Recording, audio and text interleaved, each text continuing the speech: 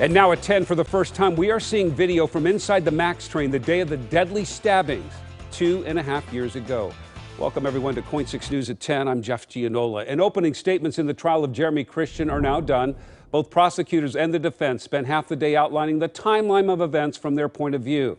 Now, the video just released shows different stages of the argument, including survivor Micah Fletcher approaching Christian and images of Christian holding a knife. Fletcher would be wounded in the attack. The two men behind him, moments after this, would be dead.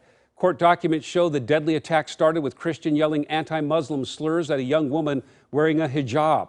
Prosecutors are calling Christian the aggressor, while his attorney claims he was acting in self-defense as those three men were confronting him and trying to urge him off the train. Jeremy Christian intentionally killed and injured and threatened those who disagreed with him,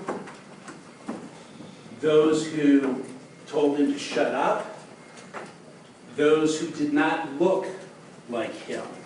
3 against 1. When there's a disparity of force, you are allowed a wider latitude of force response. The odds are against you. The right to defend yourself means the right to use enough force to successfully defend yourself. The emotional part in today's trial, the witnesses who were called to testify after the opening statements. And those witnesses gave testimony for hours, much of it very emotional, as they recounted what happened on that MAX train. Our Jenny Young joined us now with what went inside the courtroom, what was going on, and what those witnesses had to say. Jenny? You used the word, Jeff, emotional, a very emotional day. 3 witnesses on the stand, 2 of those witnesses, the girls that Jeremy Christian was harassing, verbally harassing and threatening. They took the stand, and there were moments where tears just fell down their face. They would have to stop and catch their breath before they could continue to recall that terrible day. And Jeremy Christian starts yelling into Legion's face, "Oh, do something, do something." The courtroom was packed as a Multnomah County jury listened to Deputy District Attorney Don Rees describe the terrifying moments before and after Jeremy Christian stabbed 2 men to death and gravely injured 1. The prosecutor said the attack on the MAX on May 26th only lasted 12 seconds. Victims' family members cried as they listened to the gruesome details. It happened that fast. When Jeremy Christian boarded the train that day, he sat near Destinee, Mangum, and Mohamed and began taunting them. Molia, who said she still suffers with post-traumatic stress, took the witness stand and cried as she recalled Christian's hate-filled words. It's okay. You take a minute. He was saying Muslims,